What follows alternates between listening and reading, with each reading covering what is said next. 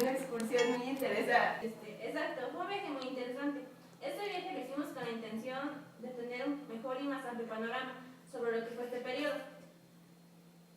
tanto en nuestro país como en España. Claro, y por lo que nos comentaron en el museo y por lo que investigamos, encontramos que este periodo se basa en una administración explotadora por parte de los españoles. Sí, ellos eran quienes terminaban más beneficiados y que contaban con cierta jerarquización en su sociedad, tanto en los trabajos hasta en la misma iglesia. También algo importante que observamos en el museo es que el arte predominante era el barroco, que significaba que tenían muchos adornos y este se expresaba en su arquitectura. Y era principalmente construida por donaciones de familias ricas, pinturas, herramientas, esculturas, entre otros. Nos mostraron los hechos que precedieron a la conquista de México.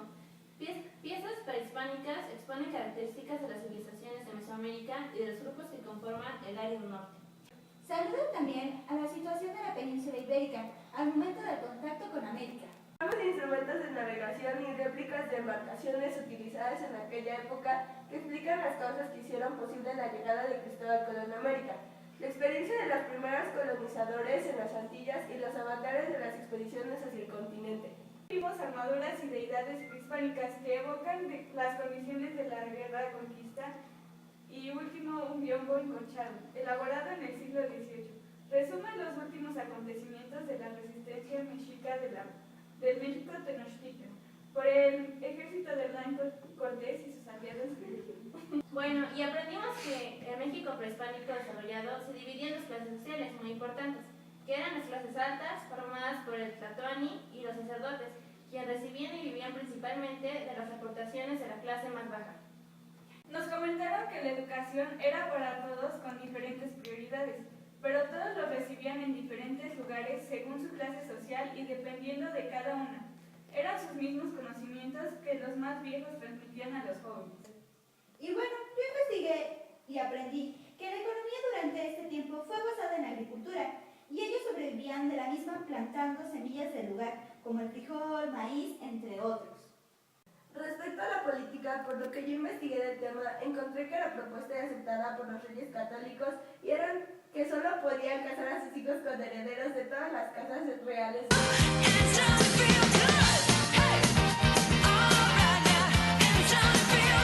Otro tema que queremos abarcar es el del virreinato de la Nueva España.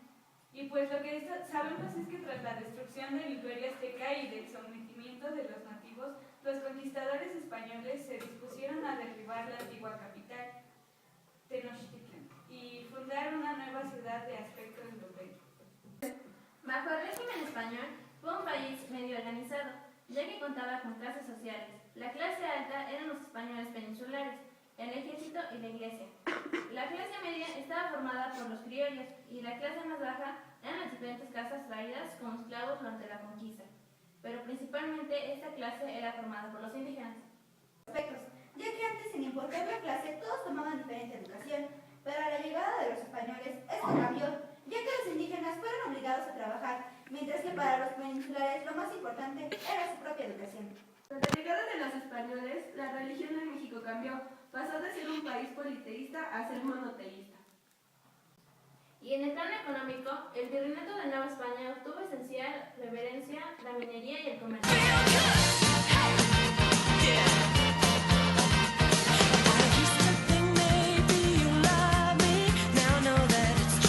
Otro tema que queremos comentar es el de la crisis de la sociedad virreinal y las reformas borbónicas, y esto se establece a comienzos del siglo XVIII.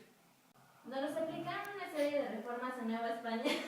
Y bueno, todas estas reformas estuvieron orientadas a centralizar el poder administrativo en la corona y modernizar la estructura productiva mediante la puesta en práctica de las ideas. Nueva España sufrió una crisis en el año de 1808. Algunas de las razones que la provocaron fue la invasión de Napoleón a España y la lucha de los españoles por sacarlos de su territorio. Esta crisis fue una de las causas de la Guerra de Independencia de México. La marcada distinción de castas y la preferencia hacia los peninsulares despertó a los nativos de México un sentimiento anti-español, que fue exacerbado por la bancarrota financiera sufrida por el virreinato entre 1804 y 1805. y se rumoraba que Carlos IV y Manuel Godoy eran amantes de su mujer María Luisa de Parma con el fin de apoyar la guerra contra el Reino Unido. Resultó en una estrepitosa derrota marítima y la consecuente debacle económica del reino, en especial de la Nueva España.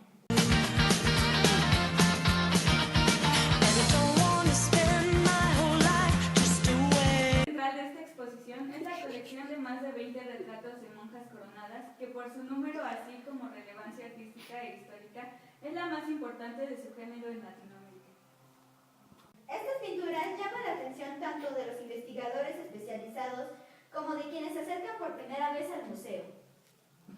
Las monjas coronadas son llamadas así porque al momento de empezar a profesar y que entregaban su vida a Jesús, eran coronadas y eran diferentes en sus adornos de cada una. Estos dependían de la orden religiosa a la que querían profesar. Las mismas monjas dentro del convento tenían su propia jerarquización, dividiéndose en dos clases sociales.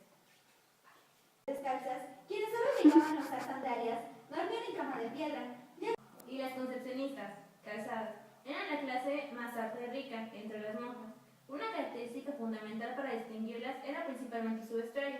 En el mismo llegaban a usar perlas e hilos de oro. Dentro del convento se podía apreciar una perfecta y muy bien organizada administración, tanto en sus recursos como en su misma mano de obra. Esta última era más que nada las nuevas monjas que procedían de una familia de bajos recursos.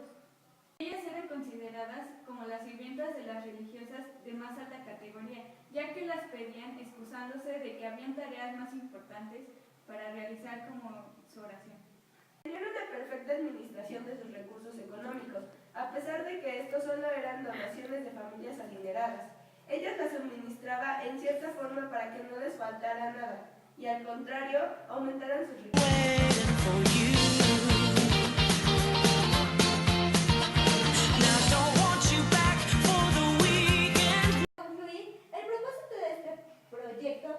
Principalmente en identificar las etapas de la administración y revivir un periodo tan importante para nuestro país, así como identificar su organización, cultura, saber más de su economía, política y sobre la sociedad. Y aprendido tanto en clase como en investigaciones, pero principalmente lo que observamos y aprendimos dentro del Museo del Virreinato. Con la ayuda de la profesora Claudia les presentamos este video. Les damos las gracias por su atención a todos los que nos están viendo. ¡Gracias!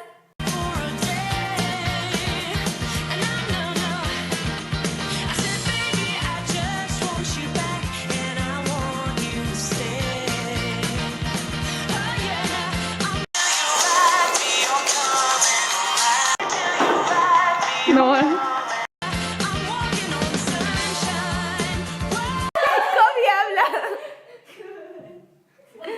Sí, Kobe habla. Vas, Gaby.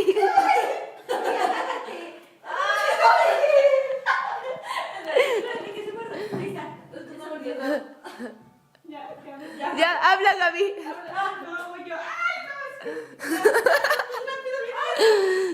Habla, Gaby. Habla, Gaby.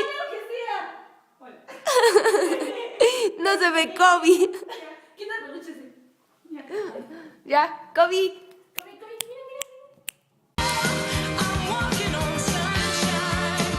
Y aceptada por los reyes católicos, y era que solo podían casar a sus hijos con herederos de todas las castas de